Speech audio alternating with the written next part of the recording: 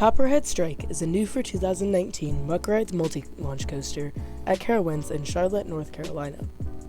I got the chance to ride it for the first time this past summer, and today I will be giving my full review on this great coaster.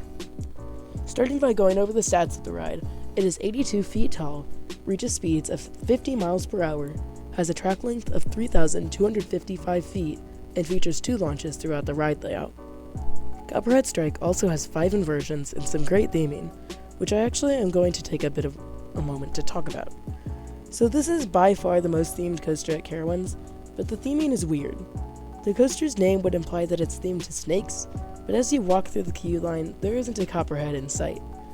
Instead, it's a lot of signs saying something along the lines of "stay out" and pieces of furniture, basically like you're going to an abandoned house. Then on the ride you go into a shed with theming, but again it doesn't make sense. It turns out that there's this creepy granny with some jam or something, and you broke into her house and she's coming after you, I think? It's pretty confusing, but I mean, at least it's detailed. In the shed, Gurney chases you out on an animation on the wall, and it's well done, but it just doesn't fit. So yeah, I like the theming, but the name and theme seem like they belong with 2 different rides. Anyway though, let's get into the layout. Copperhead Strike is one of the few coasters I know of to get it going directly out of the station. You slowly roll out and twist upside down into one of 2 JoJo rolls in the world, the other being on Hydra the Revenge at Dorney Park. In every row, this roll gives insane hang time, with your hands up, you feel like you're about to touch the ground and fall out. It really is crazy, and it's honestly one of my favorite moments of the ride, if not my favorite. Next, you take a turn into the shed I previously talked about. Now, in this POV, the theming hasn't been finished yet, but in real life, it has a lot of cool lights and props. The animated scene I mentioned happens on your left, and as Granny chases you out, you start to accelerate. This launch is very gradual. It feels like being in a car rather than on a roller coaster, which I guess actually sort of fits the theme, since the front of the train is shaped like a car. I didn't mind it too much since I expected it, but I definitely wouldn't have minded a more forceful launch. Anyway, right after this, you go up into a very circular vertical loop. Going into this loop in the front is actually pretty forceful, which is both good and bad. Good because I like forceful rides, but bad because it pushes your restraint into your thighs and staples you for the rest of the ride. Fortunately though, this doesn't hinder Copperhead too much. You continue going up and through the loop, and it goes very slow over the top. An early morning ride even feels like it's about to roll back. The hang time here is crazy. After being pulled down out of your seat for a second or two, you pull out of the loop and back up into a sharp pop of ejector airtime. This hill in the front and the back is crazy strong. You get absolutely whipped, and I love it. The next element is a corkscrew, which honestly didn't do too much for me. It was fine, and it's one of the better corkscrews I've experienced, but it's not too special. Next up is a helix-ish thing where you kinda meander through a few turns. One thing I noticed about this area is that it was strangely shaky.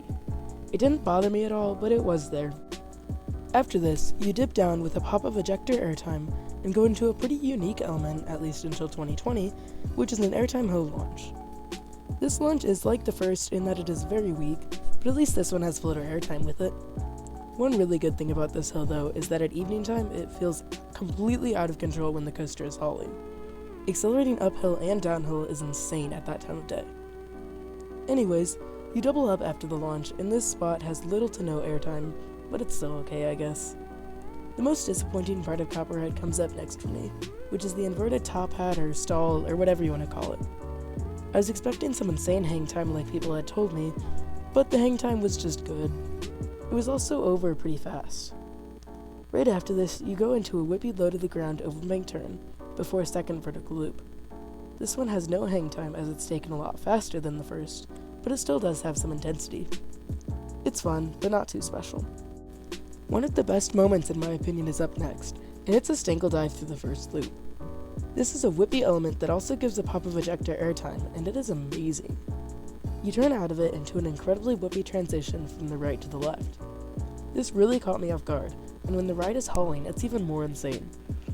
After that wild sequence of elements ends, you start meandering through a bunch of turns.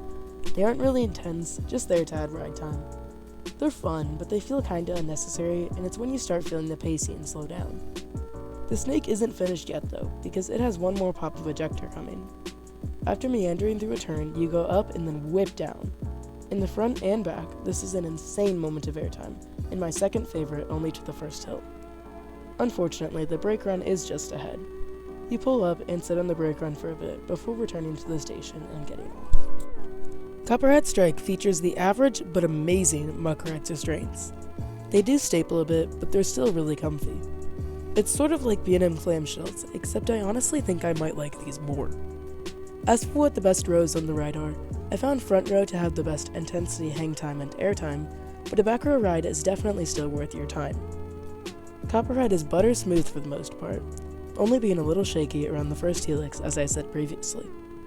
The ride is a good length, not feeling too short or long, and while I wouldn't mind another element or two, it's fine. All of these things considered, I will be giving Copperhead Strike a 9.25 out of 10. It is my 7th favorite coaster, and it is a really good ride. At some point, you should absolutely make a trip down to the Carowinds to check out this, and of course, Fury 325, whose review will be coming next week. Anyway, that's going to do it for this video. If you are new, please make sure to subscribe, and I will see you guys next time. Bye.